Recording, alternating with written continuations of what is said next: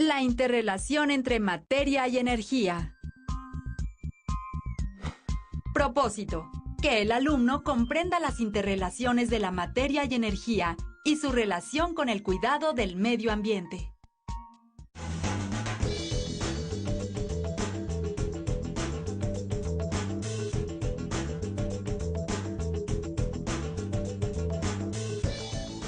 Hola, chavas y chavos, ¿cómo están? Me da gusto estar nuevamente en nuestro programa de química. En este segundo programa revisaremos algunos aspectos de lo que en ocasiones suena enigmático y misterioso, pues no se ve ni se oye, pero se siente y es lo que desencadena todos los cambios en el universo, y también suele ser el resultado de los cambios que ocurren en la materia. Pero de enigmático y misterioso no tiene nada, pues es un factor muy estudiado desde la ciencia. Tiene nombre, puede presentarse y transformarse y percibirse de maneras distintas. También puede almacenarse, distribuirse, ahorrarse y medirse. Sin ella los objetos no se mueven, los reactivos no reaccionan. La percibimos como calor, es conducida por cables, se almacena en baterías y se transforma en luz. ¿No adivinan de qué se trata? ¡Claro! Es la energía. La energía es una propiedad de la materia y su entorno, es decir, no es una sustancia, y se define como la capacidad de producir trabajo, es decir, de provocar cambios en la materia, ya sean estos físicos como el movimiento o químicos como la combustión de un cerillo.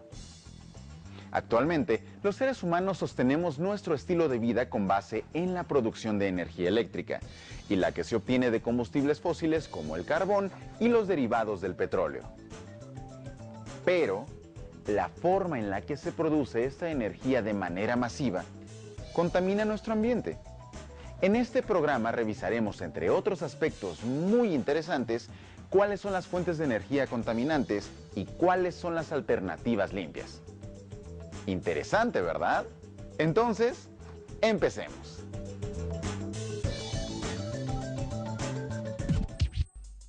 Ya hemos mencionado que las interacciones entre materia y energía dan como resultado cambios. Y en los casos en los que lo que cambia es la composición de la materia, hablamos de cambios químicos. Pero, ¿qué es la materia? Reconocemos como materia a los elementos, compuestos y mezclas de lo que están hechos todos los objetos existentes en el universo. La materia está formada por átomos y tiene características cuantificables, es decir, que se pueden medir, como la masa y la densidad. La materia también se puede describir por medio de propiedades como el estado de agregación, el color y la textura. La gran diversidad de tipos de materia en el universo es resultado de combinaciones entre los átomos de apenas un poco más de un centenar de sustancias básicas llamadas elementos. Bien, entonces la materia está en todo. Mi piel es materia. Este frasco y el aire que contiene, esta taza, este barniz y el olor que despide. Esta hoja es materia. Este lápiz es materia. Esta camiseta y esto es materia. Claro, materia es todo aquello que se puede tocar, medir, oler, sentir y muchas cosas que no percibimos o vemos a simple vista. Pero todo lo que tiene masa está formado por átomos. Es materia. Pero, ¿cómo identificar, clasificar o agrupar los distintos tipos de materia que existen en el universo? Cada tipo de materia o sustancia tiene una composición determinada y ésta le proporciona características o propiedades que permiten identificarla y diferenciarla de otros tipos de materia. Así reconocemos dos tipos de propiedades, las físicas y las químicas. Ejemplos de propiedades físicas son el color, la densidad, el estado de agregación, la elasticidad, dureza y resistencia a la compresión. Estas no involucran cambios en la composición de la materia, Las propiedades químicas dependen del tipo de átomos que conforman a los materiales y describen la forma en que una sustancia cambia o reacciona para formar otra u otras sustancias. Por ejemplo, el punto de ignición es la temperatura en la que un combustible se prende. Debajo de ella no es posible que se inicie la reacción de combustión, aunque haya combustible y oxígeno.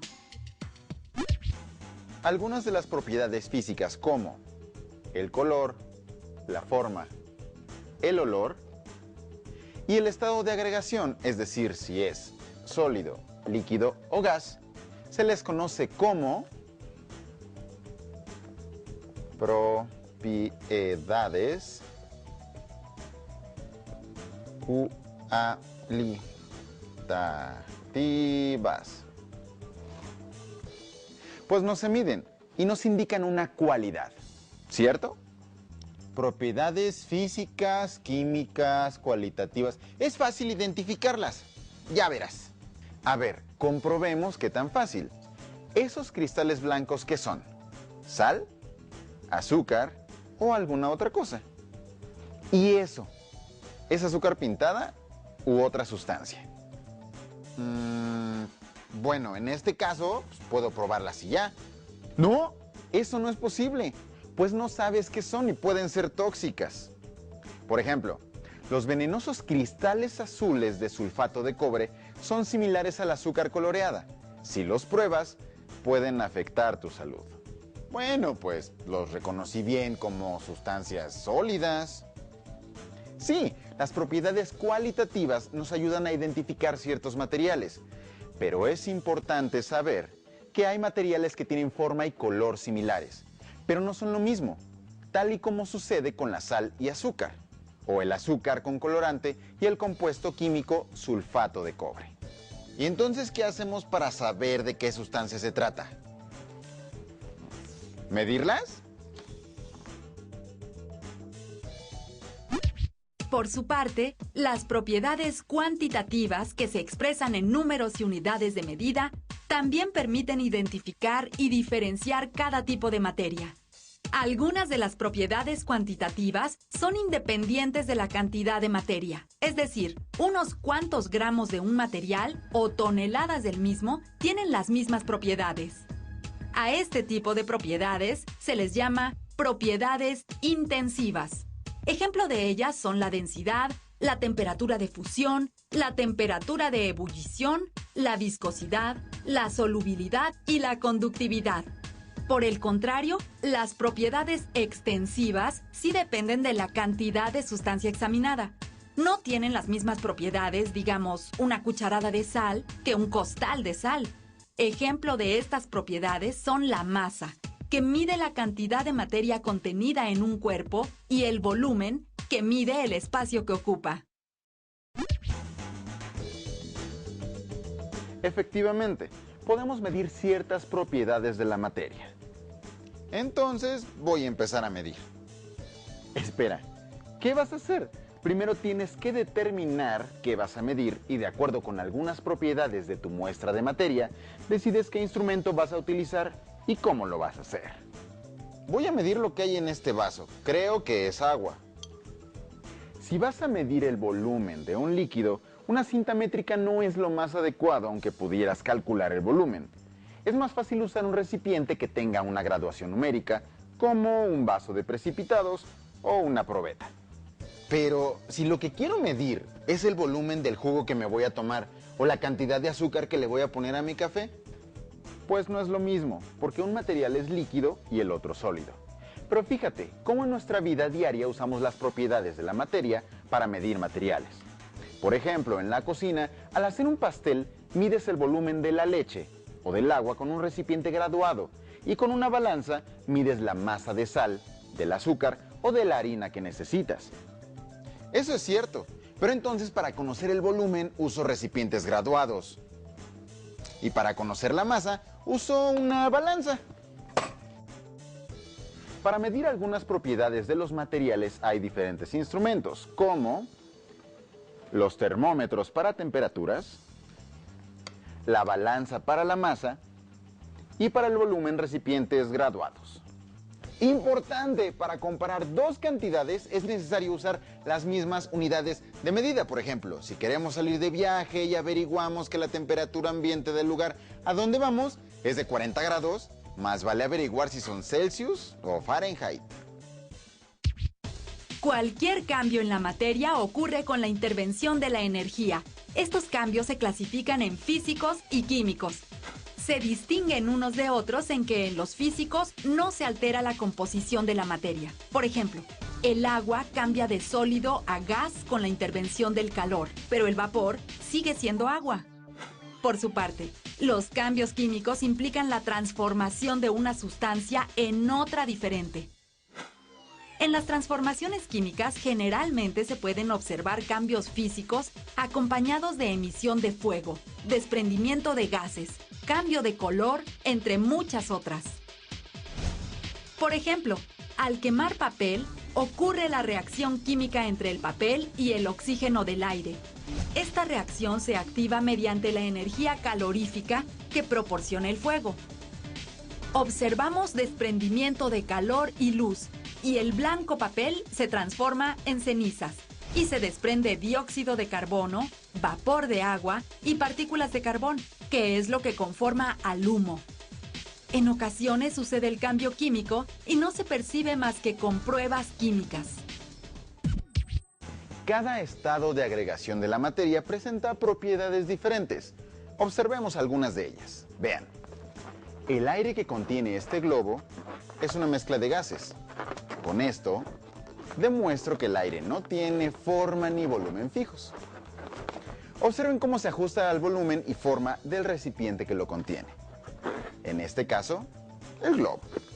Los gases pueden comprimirse y ocupar un volumen más pequeño o expandirse y ocupar uno mayor.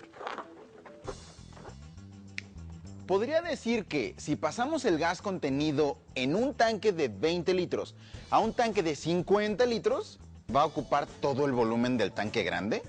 Y si luego regresamos a un tanque menor, por supuesto. Ahora veamos qué pasa con un líquido. Al vaciar 1 litro de agua en un recipiente más pequeño,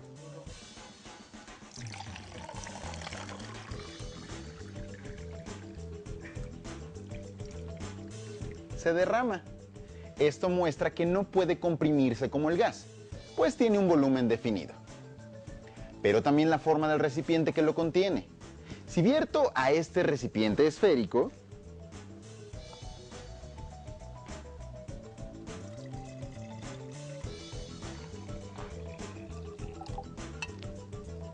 toma esta forma. Y si lo coloco en un recipiente alargado,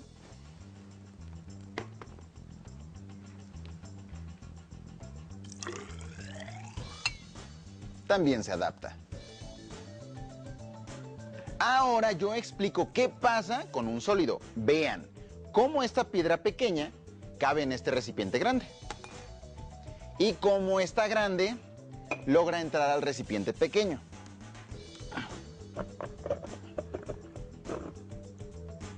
¡Detente! Los sólidos como las piedras no solo tienen un volumen definido, sino que también su forma es fija. Los sólidos no pueden comprimirse igual que los líquidos. Por eso es que tu piedra no cabe en el recipiente pequeño. Ahora lo entiendo. Tampoco lo voy a lograr con estas monedas, porque son sólidos. Hay materiales como tus monedas que son de metal y pueden fundirse, es decir, cambiar de estado de agregación, y también los hay flexibles que pueden cambiar de forma bajo presión. En nuestro entorno ocurren continuamente cambios en la materia y son tan cotidianos que no les prestamos atención. Por ejemplo, al encender el fuego de la estufa, el gas se transforma en dióxido de carbono y agua. Este cambio emite calor con el que calentamos la sartén en donde freímos un huevo. Las proteínas de la clara se degradan cambiando de color, consistencia y sabor. ¡Se quemó el pan! El migajón blanco ahora es negro carbón y desprende un olor característico. Calentamos agua para el té y detectamos que está a la temperatura deseada en el momento en el que vemos que empieza a cambiar de estado y sale vapor. Las funciones de nuestro organismo, con las que se conserva la vida, también se llevan a cabo mediante transformaciones de la materia que nos conforma y de la que ingresa a nuestro cuerpo, con procesos como la digestión y respiración. En el aparato digestivo, los alimentos reaccionan químicamente con los jugos digestivos. Se separan los diversos componentes que llamamos nutrimentos y estos, a su vez, se aprovechan en la producción de energía y materia con la que se construye el organismo.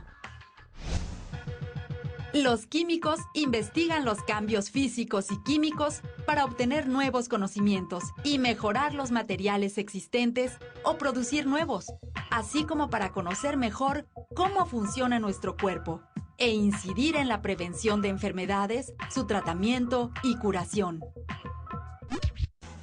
Esto me recuerda a la ley que dice: la materia no se crea ni se destruye, solo se transforma.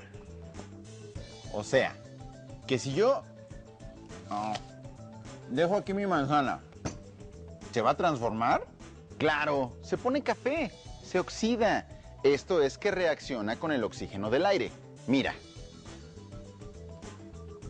A ver, dime, ¿el crecimiento de esta planta es un cambio químico o físico? Lo vemos como un cambio físico, pero implica muchos cambios químicos en las células de la planta, los que ocurren durante su nutrición a través de la fotosíntesis, respiración y reproducción celular, sin las que no podría crecer. Tú también puedes decidir si los cambios que percibes en tu ambiente son físicos o químicos. Medicamentos, detergentes, jabones, tintas, papel, plásticos, telas sintéticas, cosméticos, saborizantes, conservadores, entre otros, son productos que forman parte de nuestra actual forma de vida y empleamos de manera cotidiana. Todos ellos son elaborados por la industria química. Para fabricarlos se utilizan recursos naturales como agua, vegetación, minerales y, en todos los procesos, energía.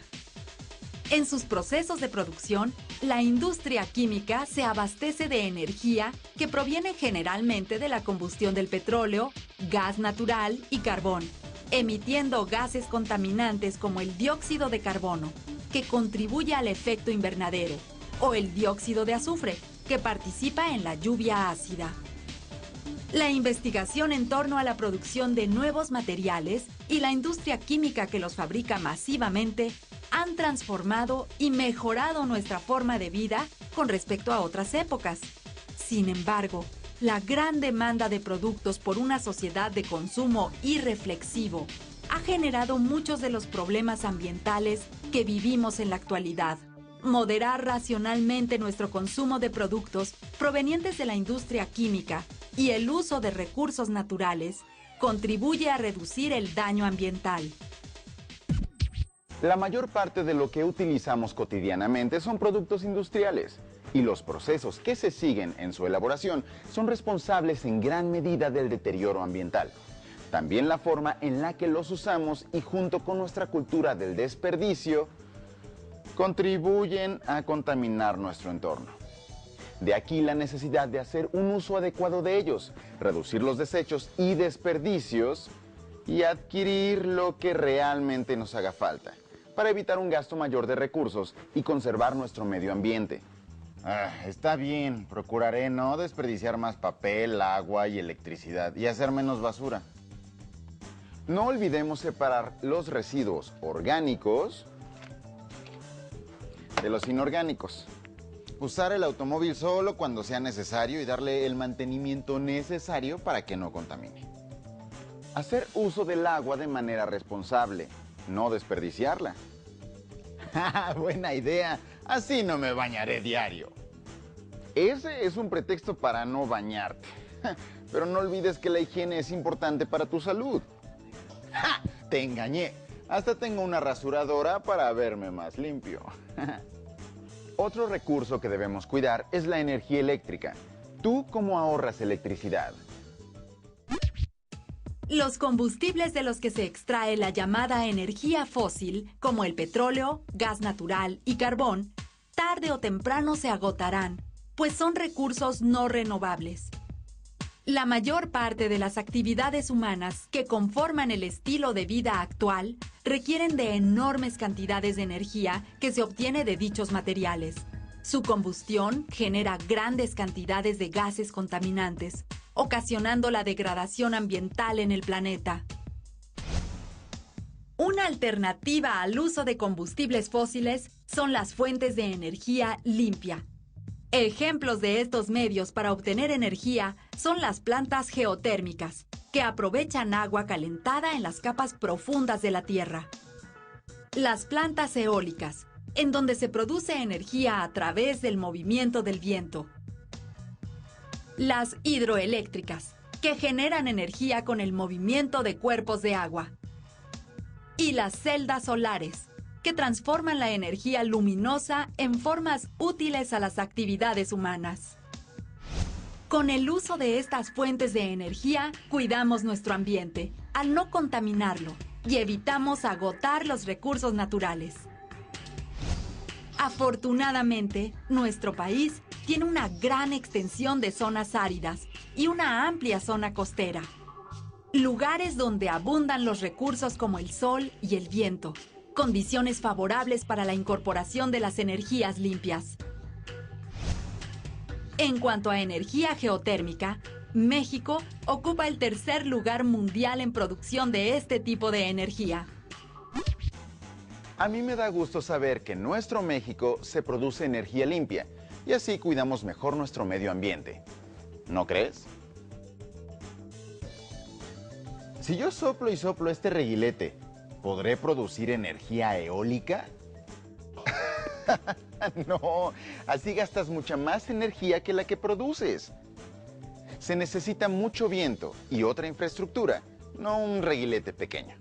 Sabemos que no es sencillo.